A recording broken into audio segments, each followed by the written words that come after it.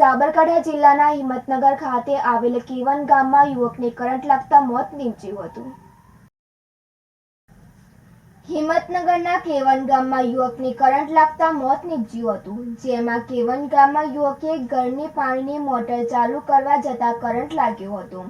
ત્યારબાદ કરંટ લાગતા પરિવાર સહિત આસપાસના લોકો એકઠા થયા હતા અને પાણીની મોટર ચાલુ કરવા જતા કરંટ લાગતા ઘટના સ્થળે મોત નીપજ્યું હતું અને આસપાસના લોકો દ્વારા 108ની જાણ કરતા ઘટના સ્થળે પહોંચી હતી। ત્યારબાદ યુવકને ગામપોઈ સિવિલ ખાતે પીએમ માટે ખસેડાયો હતો।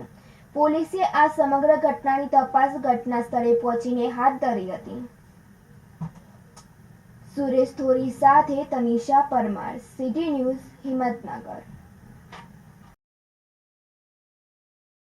સાબરકાંઠામાં નાયબ બાગાયત નિયામકની કચેરી તથા બાયર ઇન્ડિયા પ્રાઇવેટ લિમિટેડ કંપનીના સંયુક્ત જીઆઈડીસી કોન્ફરન્સ હોલ ખાતે હિંમતનગર શહેરના ડોક્ટરના પરિવાર દ્વારા ચાલતા સ્પાઉ ક્લબની બહેનોને અર્બન હોર્ટિકલ્ચર ડેવલપમેન્ટ યોજના અંતર્ગત તાલીમ આપવામાં આવી હતી।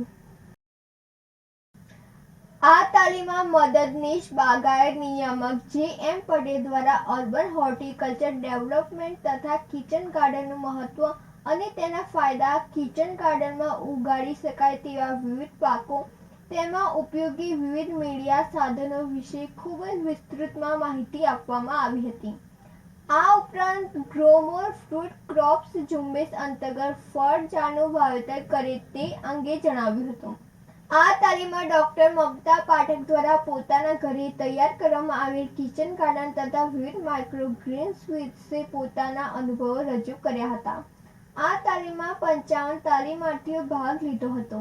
તાલીમના અંતે તમામ તાલીમાર્થીઓને લાઈવ ડેમોન્સ્ટ્રેશન દ્વારા કિચન ગાર્ડન માટે મીડિયા તૈયાર કરવાની તેમજ રોપા ઉછેરવાની પદ્ધતિ વિશે માહિતી આપવામાં આવી હતી। આ તાલીમમાં બાગાયત અધિકારી એસ.કે. પરમાર, બાગાયત અધિકારી વાય.એમ. દેસાઈ, બાગાયત મદદનીશ એન.આર. પટેલ તથા મહિલાઓ ઉપસ્થિત રહ્યા હતા।